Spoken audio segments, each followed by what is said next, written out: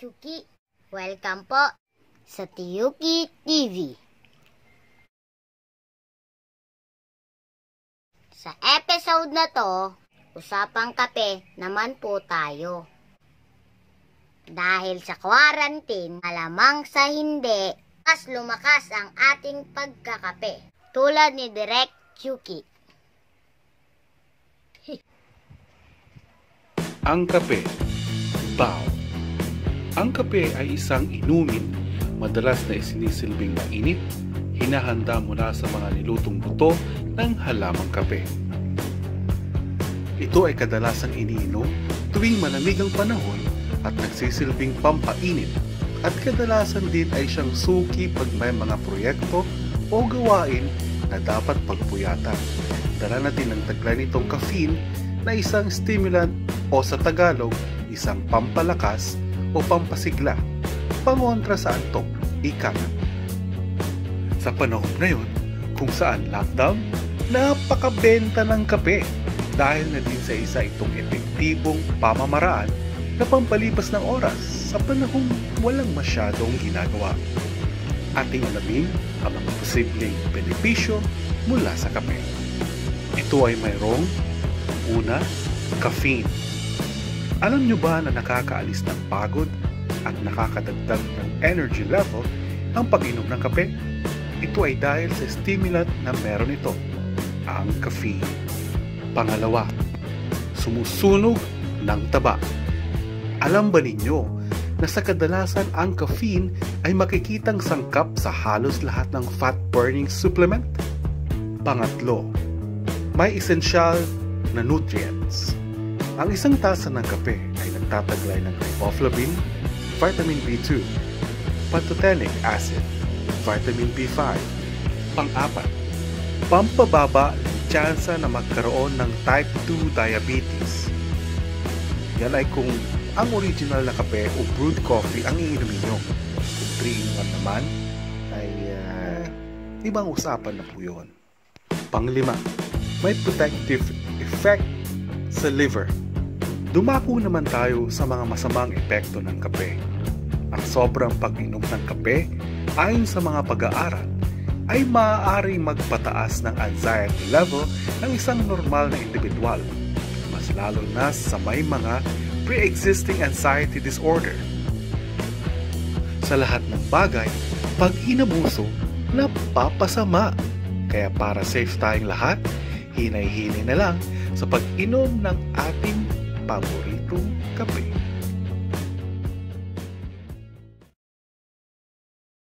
At magbabalik po ang Tiyuki TV. Usapang car tips.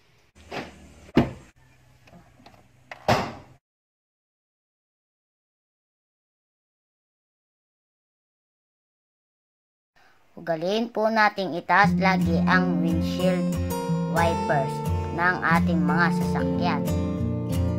Lalong-lalo na kung ipaparada natin ang mga ito sa mga maiinit na lugar sa may kahabaang oras. Maaaring matunaw ang rubber ng ating mga wipers dahil sa sobrang init dulot ng araw. Dahilan upang masira ito at maging sanhi ng pagdikit nito sa windshield ng ating sasakyan. Yan po ang ating simple car tip for today. At magbabalik ang Tiyuki TV. May 55 subscribers po tayo. Kasalukuyan, halos 1,000 views. Kung may 1,000 views tayo at 55 subscribers, ibig sabihin,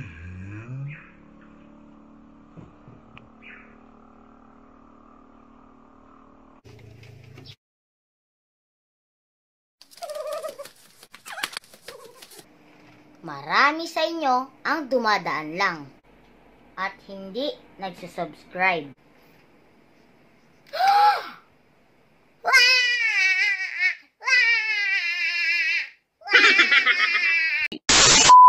Please subscribe. Please. Don't forget to like and subscribe. Psych! Psych! Nagutom ako sa kape ah. Siyempre, alam na. Let's cook! Ito po ang mga ingredients ng ating rice mountain with lava beef. Bawang, sibuyas, mantika at corned beef. Lagyan ng mantika ang kawali. Igisa ang bawang at sibuyas at hintayin mag-golden brown. Ilagay ang corned beef at lutuin ito ng 10 minuto. Ito po ang ating rice mountain with lava beef. Sa panahon ng lockdown, paraan lang. Let's eat po!